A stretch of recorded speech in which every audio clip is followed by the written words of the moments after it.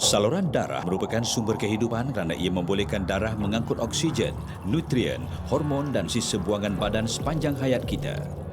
Jumlah kepanjangan saluran darah secara purata ialah 160,000 kilometer.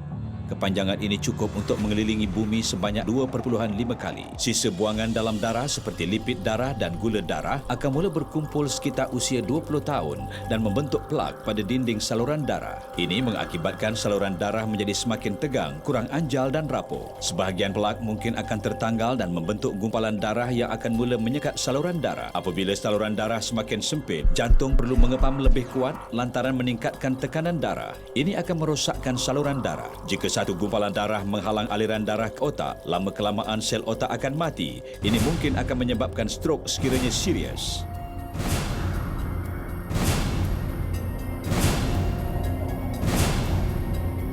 Jika satu gumpalan darah menghalang aliran darah ke jantung, ini mungkin mengakibatkan masalah jantung. Jika anda gagal membaiki gangguan ini dalam masa 3 jam, 90% sel jantung akan kekurangan oksigen dan akhirnya membawa maut.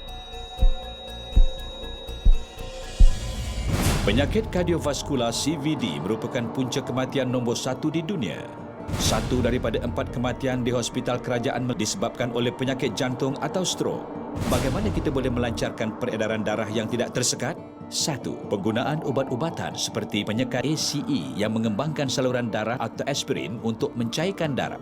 2. Angioplasti. Pakar bedah mengebaskan kulit di kawasan groin. Beliau memasukkan satu tiub pandu melalui saluran darah pada kawasan tersebut dan menggerakkannya ke saluran darah yang tersumbat. Kemudian, satu kateter dengan stand tertutup yang mengelilingi satu belon kempis diletakkan pada tiub pandu lalu dimasukkan ke dalam arteri yang sempit. Setelah posisi ditetapkan, belon tersebut dikembung untuk mengembangkan stand dan memperluas arteri lantas memulihkan aliran darah. Disebabkan stand telah tetap pada tempatnya, belon berkenaan dikempis dan dikeluarkan, meninggalkan stand untuk menyokong arteri supaya terbuka secara tetap. 3. Pembedahan pintasan. Pakar bedah akan membuat suatu insisi dan memotong sternum. Sangkar rusuk digerakkan ke jantung dan pesakit berkenaan tersambung pada satu mesin jantung peparu. Pakar bedah kemudian memotong satu saluran darah yang sihat dari kaki pesakit dan mencantumkan salah satu penghujung saluran darah ini ke arteri. Manakala satu penghujung lagi dijahit ke arteri yang sama di atas kawasan penyumbatan dan ini akan mengalirkan darah di sekitar penyumbatan. Selepas pembedahan, kejutan elektrik yang ringan mungkin digunakan untuk mengejutkan jantung. Apakah penyelesaian alternatif semula jadi yang tidak memerlukan ubat-ubatan,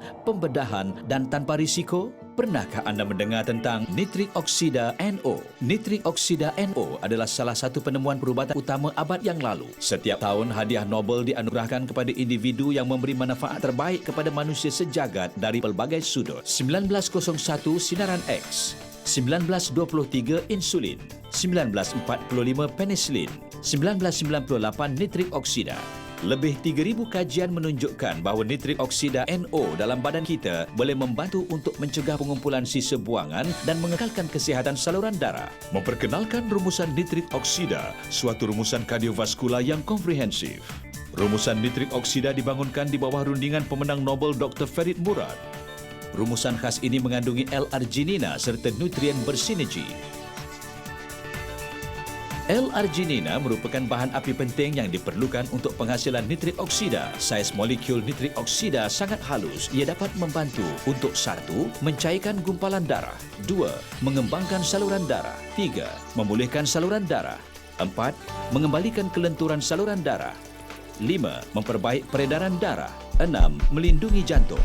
Rumusan nitrik oksida dihasilkan di kilang GMP dan disahkan halal. Rumusan nitrik oksida tiada kesan sampingan, tanpa hormon, tanpa bahan kimia. Hidup berakhir apabila jantung kita berhenti berdegup. Itulah sebabnya jantung kita ialah organ yang paling berharga.